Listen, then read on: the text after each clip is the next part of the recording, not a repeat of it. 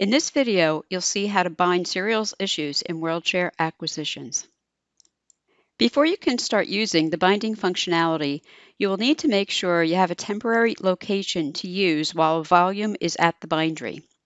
We cover this one-time setup in another video called Setup to Bind Serials Issues.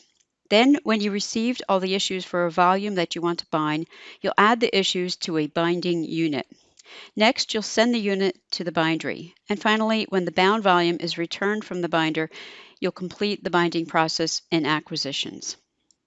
So to show you how this works in acquisitions, let's say I've just received the first issue of a new volume for the title Journal of Archaeological Method and Theory.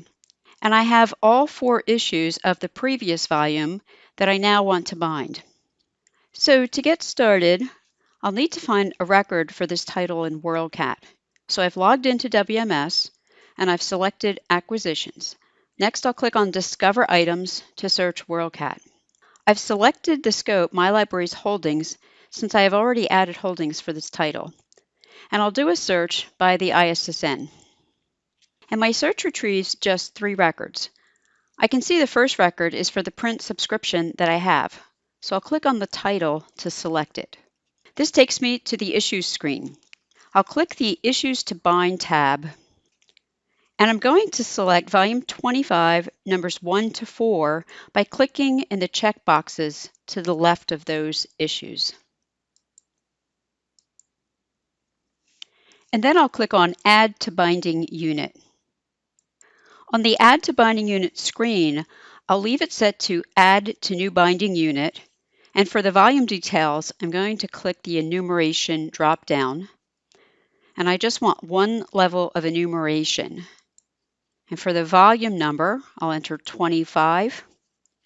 And for the chronology, I'll click the drop down and I'll select year, and I'll change the year to 2018. Next, I'll click the temporary location drop down and I'll select Main at Bindery. And I want to create the holding for the bound volume, so I'll leave the Create Holdings box checked.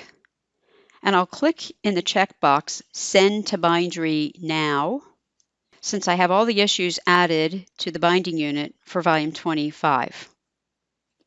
I could optionally add a public note, otherwise I'm ready to click Add to Binding Unit. And the system responds, you're about to send this binding unit to the bindery.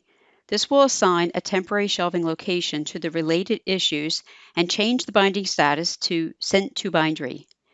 And now I'll click Send to Bindery. And the system responds, you have sent the binding unit, volume 25, 2018, to the bindery. A new temporary shelving location has been assigned to these issues. And then I'll click on Close. And now you can see on the Issues to Bind tab, the binding status for volume 25 issues has changed to Sent to Bindery. And the binding unit is identified as volume 25, 2018.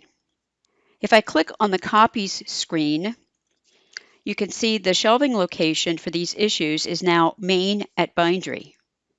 And if I click on View Edit, I can see the changes on the local holdings record in MARC 21 by clicking View Edit in MARC 21. The temporary shelving location is in the 876 subfield L for these issues. And if I click the Record drop-down, I can select View in WorldCat Discovery. And you can see the temporary location Main at Bindery and the status displays as not available for these issues. After a couple of weeks, the binder ships the bound volumes back to my library, and I need to complete the binding process in WMS. So I'll search again for my title, Journal of Archaeological Theory and Method. I'll do a search by the title, and then I'll click on the title from the results screen. And then on the Issues screen, I'll click the Volume Binding tab, and I'll scroll to the far right side of the screen. And then I'll click the Action drop-down, and I'll select Complete Binding. And the system responds, you're about to complete binding of this binding unit. This will delete the issue level holdings and add a holding for the bound volume. This action cannot be undone. And I have an option to specify a barcode to use on the volume, which is the default, or I can indicate that I want to use the barcode of the oldest issue.